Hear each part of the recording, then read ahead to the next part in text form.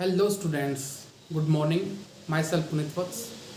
आज बेटा हम जो 9th क्लास का ग्रेविटेशनल चैप्टर जो हम पढ़ रहे थे उसका लास्ट पार्ट देखते हैं। इसके अंदर हम स्टडी करेंगे थ्रस्ट एंड प्रेशर। सबसे पहले थ्रस्ट एंड प्रेशर।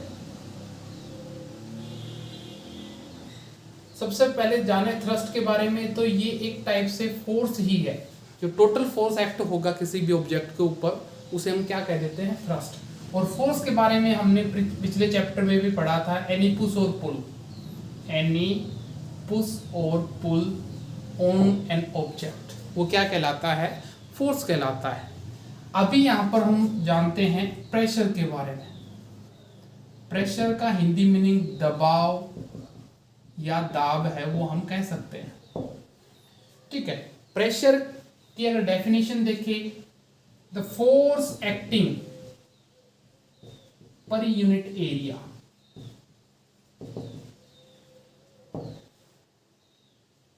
कितना फोर्स एक्ट हो रहा है पर यूनिट एरिया में, ठीक है, वो हमें क्या बताएगा, क्या कैलकुलेट करके बताएगा, प्रेशर। इसका फॉर्मूला क्या हो जाएगा बेटा, pressure is equal to force by area.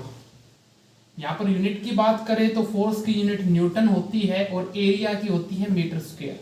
तो प्रेशर की यूनिट क्या भी हो जाएगी, न्यूटन पर मीटर स्क्वायर, या इसी को न्यूटन पर मीटर स्क्वायर को क्या भी बोल देते हैं बेटा, पास्कल बोल देते हैं। क्या बोल देते हैं बेटा, पास्कल। ठीक है। यहां से हम कैलकुलेट कर सकते हैं, अगर हमें दो चीज दे दी हो, फोर्स और एरिया दे दिया तो प्रेशर कैलकुलेट कर देंगे, प्रेशर दे दिया और फोर्स दे दिया तो एरिया कैलकुलेट कर लेंगे। जैसे मैं एग्जांपल के तौर पे बात करूं, मान लो एक एरिया में, कुछ एरिया में मान लो ये है 2 मीटर स्क्वायर। ठीक है। यहां पर 1500 न्यूटन फोर्स लगाया गया है, तो प्रेशर कितना हो जाएगा, सिंपल तरीके से निकाल लेंगे। 1500 अपॉन एरिया कितना है, 2 मीटर स्क्वायर, कैलकुलेट करेंगे 750 न्यूटन पर मीटर स्क्वायर, और क्या कह सकते हैं उसको, 750 पास्कल। ठीक है। दूसरी चीज आपको ध्यान रखनी है, मान लो एरिया आपको सेंटीमीटर स्क्वायर में दे दे, मान लो ये दे दिया आपको 200 सेंटीमीटर स्क्वायर, तो यहां पर यूनिट आपको मीटर स्क्वायर ही लेके आनी है। ठीक है, तभी कैलकुलेट करना है आपको। मान लो 200 मीटर स्क्वायर दे दिया है और 1500 न्यूटन ही यहां पर क्या है, आपका फोर्स है, तो यहां पर 1500 न्यूटन तो ऊपर रह जाएगा, लेकिन जो 200 सेंटीमीटर स्क्वायर है, इसको सेंटीमीटर स्क्वायर को मीटर स्क्वायर में चेंज करेंगे, और यहां पर हम 10,000 से डिवाइड कर देंगे मीटर स्क्वायर में चेंज करने के लिए। 10,000 कहाँ चला जाएगा, ऊपर, और फिर उसको हम क्या कर देंगे, कैलकुलेट कर लेंगे। जो भी आंसर आएगा अपना, ठीक है, उसको कैलकुलेट कर लेंगे। 75,000 का अप्रोक्स क्या आ जाएगा, अपना प्रेशर आ जाएगा पास का। ठीक है। अब आगे बढ़ते हैं हम, pressure in fluids. Pressure in fluids. सबसे पहले फ्लूइड्स के बारे में जानते हैं, क्या होते हैं, any substance that can flow easily, that can flow easily, जो आसानी से एक तरीके से बह सके। जैसे कि एयर के अंदर सारी गैसेज है वो आ गई हैं, लिक्विड्स, इसके अंदर सारे लिक्विड है वो आ गए हैं, जैसे कि वाटर हो गया, मिल्क हो गया, ऑयल हो गया, पेट्रोल, डीजल, ठीक है, इस टाइप की चीजें वो लिक्विड के अंदर आ गई। और गैसेस किसके अंदर आ गई हैं बेटा, एयर के अंदर आ गई है। ठीक है। अब ये चीज बहती है, प्रेशर एक्सर्ट करती है, हमें आसानी से पता भी लग जाता है। जैसे कि मान लो अपने पास एक बैलून है सिंपल, जैसे ही हम इसके अंदर हवा भरेंगे, ये इस टाइप से है वो शेप ले लेता है। यहां से जैसे ही हम हवा भरेंगे इस टाइप की शेप ले, क्यों, क्योंकि यहाँ पर जो एयर पार्टिकल्स इसके अंदर, एयर मॉलिक्यूल्स इसके अंदर जा रहे हैं, वो इसकी जो इनसाइड की वॉल है, वो वहां पर प्रेशर है वो एक्सर्ट कर रहे हैं, और उसके कारण से ये जो बैलून है ये फूल जाता है। दूसरा पॉइंट यहाँ पर देखने का क्या है कि यहाँ पर एयर का जो प्रेशर लग रहा है वो ऑल डायरेक्शन में लग रहा है, सभी डायरेक्शन में लग रहा है। दूसरा, अगर लिक्विड की बात करें, मान लो हमने एक बीकर के अंदर है, दो चीजें पढ़ेंगे हम यहाँ पर, वाटर है वो ले रखा है यहाँ पर,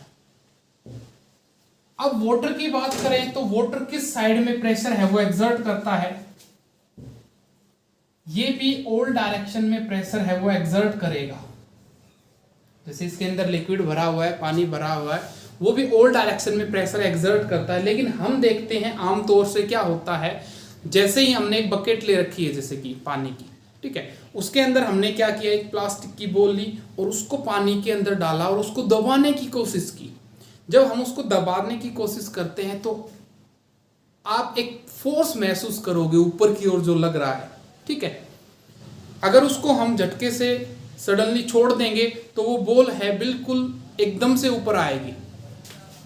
वो क्यों हुआ, क्योंकि यहां पर एक फिनोमिना हो रहा है, बायोन्सी। क्या बोलते हैं उसको, बायोन्सी।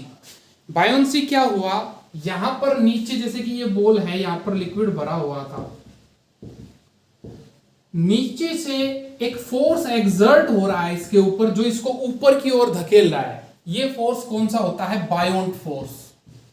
बायोंट फोर्स ये कौन एक्सर्ट करते हैं, फ्लूइड्स हैं वो एक्सर्ट करते हैं। एयर के अंदर, गैसेस के अंदर ये हमें बहुत कम होता है तो देखने को, महसूस करने को कम मिलता है, लेकिन लिक्विड के अंदर हम इसको आसानी से देख सकते हैं, महसूस कर सकते हैं। अब यहां पर मैंने कहा था कि ऑल डायरेक्शन में लगता है, यहां से जो इस बॉल के ऊपर प्रेशर लगा इतना ही यहां से लगा, तो ये प्रेशर क्या हो गया, कैंसिल आउट हो गया यहां से, ठीक है। लेकिन यहां पर क्या हुआ, नीचे से जो ज्यादा डेप्थ के कारण से, यहां पर ज्यादा पानी की प्रेजेंस के कारण से नीचे से जो प्रेशर लग रहा है ऊपर की ओर वो ज्यादा होता है, उसके कारण से ये बॉल है ये ऊपर आसानी से आ जाती है। एक अपथ्रस्ट लगने के कारण से, बायोंट फोर्स को अपथ्रस्ट भी बोल देते हैं, उसके कारण से ये चीज है ये ऊपर आ जाती है, ठीक है। ये क्या कहलाता है, फिनोमिना बायोन्सी। बायोंट फोर्स यहां पर एक्सर्ट हो रहा है, या यूं कहे अपथ्रस्ट है वो यहां पर एक्सर्ट हो रहा है। अब जो यहां पर बॉल है वो ऊपर आएगी, जैसे कि इसके अंदर कोई भी ऑब्जेक्ट है, जरूर नहीं बॉल है, लकड़ी का टुकड़ा ले लिया मान लो हमने, ये पीस ऑफ वुड है, ठीक है, इसके ऊपर नीचे से फोर्स लग रहा है, अपथ्रस्ट लग रहा है, बायोंट फोर्स लग रहा है यहां पे, ठीक है। ये चीजें कितना फोर्स लगेगा, कितना ज्यादा फोर्स लगेगा, कितना कम फोर्स लगेगा, ये दो चीजों पर डिपेंड रहेगा। सबसे पहला तो वॉल्यूम ऑफ ऑब्जेक्ट इमर्ज्ड, जो पानी के अंदर ऑब्जेक्ट को, जिसको डुबोया गया है, चाहे कंप्लीटली डुबो दिया उसको या पार्शियली डुबोया हो कुछ आधा। दूसरा यहां पर डिपेंड करेगा density of liquid, density of liquid. Density की जैसे कि मैं बात करूं, सबसे पहले वॉल्यूम की बात कर लेते हैं। मान लो एक ये लकड़ी का टुकड़ा है, ठीक है, और एक यहां पर लकड़ी का टुकड़ा हमने इसी कंडीशन में क्या ले लिया है, पानी भरा हुआ है, सेम वही बीकर है, वही बीकर मान लो आप, और इसके अंदर बड़ा लकड़ी का टुकड़ा ले लिया। अब ज्यादा यहां पर नीचे एरिया इसके कांटेक्ट में आ रहा है, ज्यादा वॉल्यूम इसके कांटेक्ट में आ रहा है, तो ज्यादा अपथ्रस्ट लगेगा, ज्यादा बायोंट फोर्स लगेगा। कम आया तो कम लगेगा, सिंपल सी बात है। तो वॉल्यूम के ऊपर डिपेंड हो गया। दूसरा, यहां पर मान लो इसके अंदर था वाटर और इसके अंदर है हनी, ऑब्जेक्ट का जो वॉल्यूम है वो हमने सेम ले लिया, बढ़ाया नहीं है, अब सेम है, यहां पर हनी है। तो अब हनी क्या है, हाई डेंसिटी वाला लिक्विड है, हनी है वो ज्यादा अपथ्रस्ट है, ऊपर की ओर लगाएगा, ठीक है, तो वो ऑब्जेक्ट ऊपर की ओर ज्यादा रहने के चांसेस हैं। जैसे कि मान लो दो बर्तन लिया आपने, दो गिलास ले लिए मान लो, ठीक है, एक के अंदर पानी डाला हुआ है, एक के अंदर हनी, और ऊपर से अगर हमने उसके अंदर चम्मच छोड़ दी, एक स्पून छोड़ दी, तो पानी के अंदर तो वो झट से चली जाएगी नीचे की ओर, लेकिन हनी के अंदर आसानी से नीचे नहीं जा पाएगी। क्यों, वहां पर हनी है वो एक फोर्स एक्सर्ट कर रहा है, अब थ्रस्ट पानी भी कर रहा था, लेकिन हनी यहाँ पर ज्यादा कर रहा है, उसके कारण से वो ऑब्जेक्ट है ऊपर की ओर तैरती रहेगी। यहां पर मेन फोर्सेस क्या क्या लग रहे हैं, उन फोर्सेस की अगर हम बात करें तो ऊपर से इस वुड के वेट के कारण से नीचे की ओर फोर्स लग रहा है, नीचे से बायोंट फोर्स लग रहा है इसके ऊपर। जब बायोंट फोर्स ज्यादा होगा और वेट का फोर्स कम होगा, तब तो ऑब्जेक्ट है वो ऊपर रह जाएगी। अगर वेट ज्यादा हो गया, वेट भी एक टाइप का फोर्स आपको पता है, वेट ज्यादा हो गया बायोंट फोर्स से तो वो ऑब्जेक्ट है वो डूबती है। इसको फ्लोट और सिंक की भी हम बात करेंगे, डेंसिटी के बेस पे भी हम पढ़ेंगे। तो यहां से हमने बात की कि ये ऑब्जेक्ट है, इसके ऊपर जो बायोंट फोर्स लग रहा है वो दो चीजों पर डिपेंड रहेगा। वॉल्यूम, भाई वॉल्यूम ज्यादा कर दिया तो ज्यादा एरिया कांटेक्ट में आएगा, ज्यादा वॉल्यूम कांटेक्ट में आएगा, ज्यादा बायोंट फोर्स लगेगा, ऊपर रह जाएगी ऑब्जेक्ट। जैसे नाव बनाते हैं, बड़े साइज की बनाते हैं, ज्यादा वॉल्यूम रहता है उसका, ताकि वहां पर ज्यादा अपथ्रस्ट लगे और वो नाव है सरफेस पर ही रहे। दूसरा डेंसिटी ऑफ लिक्विड।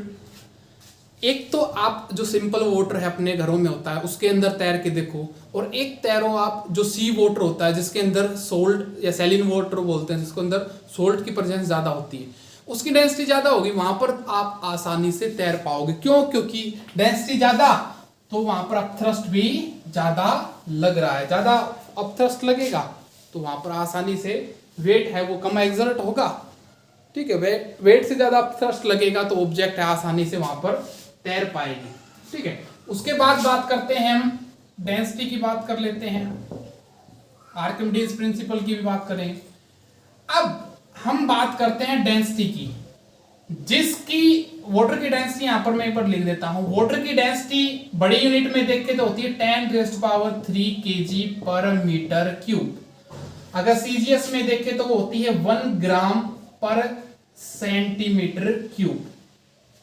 अब जिसकी डेंसिटी पानी के साथ कंपेयर करेंगे, जिसकी डेंसिटी पानी से ज्यादा हुई वो तो चीज सिंक कर जाएगी, सिंक और फ्लोट, और जिसकी डेंसिटी कम हुई पानी से वो चीज ऊपर तैर जाएगी। जैसे ऑयल है और वुड हो गई, ठीक है, प्लास्टिक की बॉल जैसे हो गई, होलो हो गई, उसका वॉल्यूम बढ़ा दिया, ठीक है, तो वो चीज उनकी डेंसिटी कम होने के कारण से पानी के ऊपर क्या करेगी, वो फ्लोट करेगी। और जिनकी डेंसिटी ज्यादा हो जाएगी वो चीज है वो सिंक कर जाती है, डूब जाती है। डेंसिटी निकालने का फॉर्मूला होता है अपने पास मास बाई वॉल्यूम। अगर ऑब्जेक्ट का आपके पास मास है और वॉल्यूम है तो हम डेंसिटी निकाल सकते हैं। इस डेंसिटी का मतलब क्या है, जैसे कि 1/1 मीटर क्यूब का अपने पास एक बॉक्स था, 1 मीटर 1 मीटर 1 मीटर, इसके अंदर कितना पानी आया है 1000 kg। और एक छोटा बॉक्स था 1 सेंटीमीटर क्यूब का, 1 सेंटीमीटर 1 सेंटीमीटर 1 सेंटीमीटर, इसके अंदर कितना पानी आया है 1 ग्राम।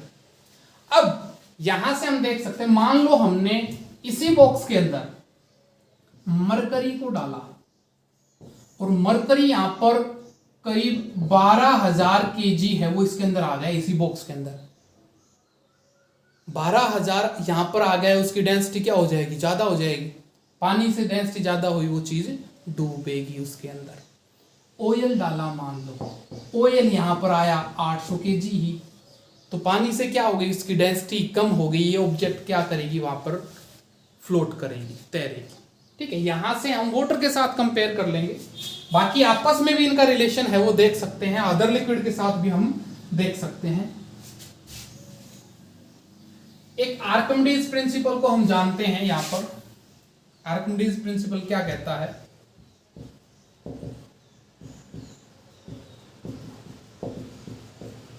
इन्होंने बताया था जैसे कि अपने पास ये एक बीकर है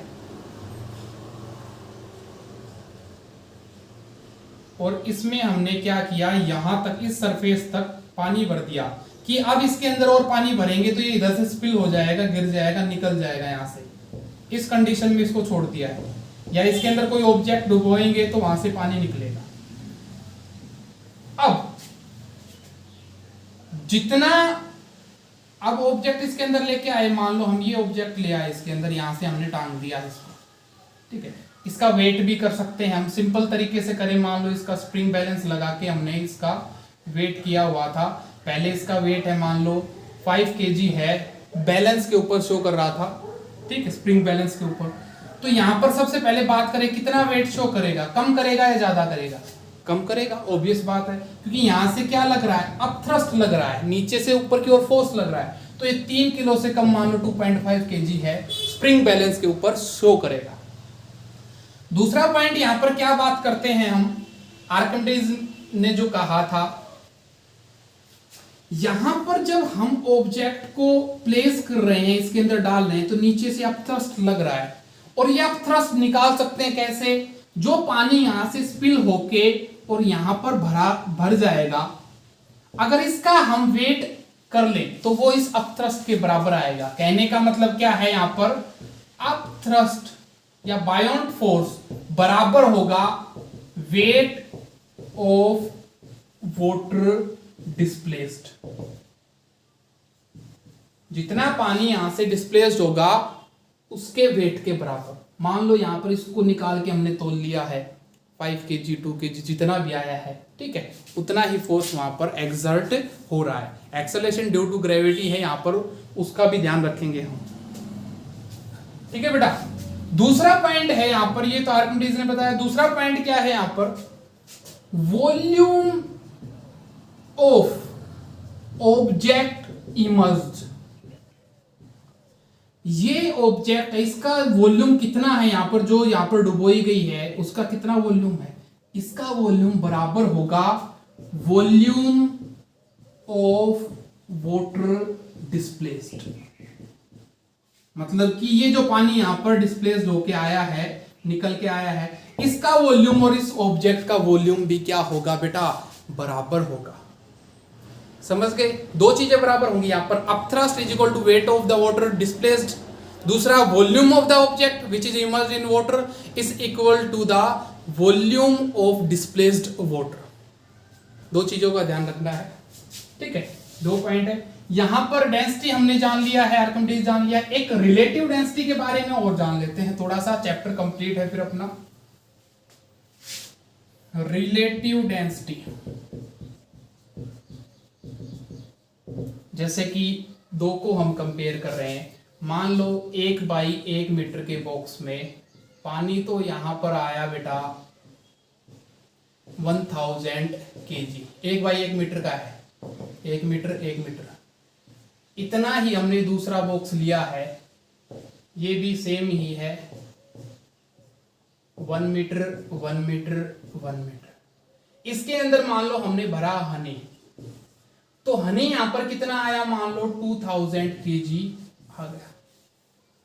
अब इन दोनों का रिलेशन करीब, हनी कितना आ गया है, 2 गुना है, वो यहां पर आ गया है, थोड़ा ऊपर हो गया, मैं लिख देता हूं, हनी है वो 2000 kg आ गया है, ठीक है। तो यहां पर क्या हो गया, हनी यहां पर करीब 2 गुना ज्यादा आया है।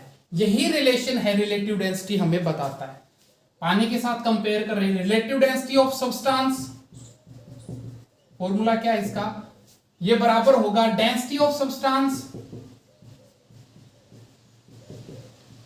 Upon density of water, density of water. अब डेंसिटी ऑफ सब्सटेंस कैसे निकाली जा सकती है आपको पता है, mass of substance upon volume of substance. Density of water क्या हो जाएगी, mass of water upon volume of water. और इन चीजों को सोल्व करने के लिए ये कहां चली जाएगी, ऊपर चली जाएगी, रेसिप्रोकल होके मल्टीप्लाई में चले जाएंगे। ये मतलब क्या हो जाएगी, relative density mass of substance upon volume of substance into volume of water upon mass of water. अब वॉल्यूम हम अगर सेम ले रहे हैं, यहां पर एक ही टाइप के बॉक्स है, तो वॉल्यूम से वॉल्यूम क्या हो जाएगा, कैंसिल। डायरेक्ट हम कैसे निकाल सकते हैं, mass of substance upon mass of water. जैसे कि हनी के कंपेयर में किया हमने, मास ऑफ सब्सटेंस हनी लिया, यहां पर कितना आया उसके अंदर 2000, मास ऑफ वाटर क्या था 1000। क्या रिलेशन आ गया, करीब 2 टाइम्स है हनी, वो डेंसर है, हाई डेंसिटी है उसकी, या यूं कहे पानी से 2 गुना डेंसिटी है हनी की, ठीक है। इस टाइप से रिलेशन है वो हम निकाल सकते हैं।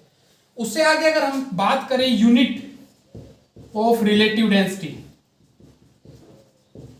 तो यूनिट को आपने ध्यान रखना है। डेंसिटी ऑफ सब्सटेंस, जैसे कि ऊपर की डेंसिटी की बात करें तो क्या आ गई, मान लो केजी पर मीटर क्यूब, इसकी भी नीचे वाले की भी क्या आ गई, केजी पर मीटर क्यूब, कैंसिल हो जाएगी, इसकी क्या आएगी, नो यूनिट, या यूं कहे यूनिटलेस क्वांटिटी, ठीक है बेटा। ये रिलेटिव डेंसिटी कंपेयर करवाएगी दो सब्सटेंस को कि आपस में उनकी डेंसिटी क्या है। बाकी आपकी बुक के अंदर टेबल्स भी दे रखी है, ठीक है, वहां पर अलग अलग सब्सटेंस की डेंसिटी देख सकते हो, रिलेटिव डेंसिटी भी देख सकते हो वाटर के साथ। ठीक है बेटा, चैप्टर आपका कंप्लीट है। Thank you.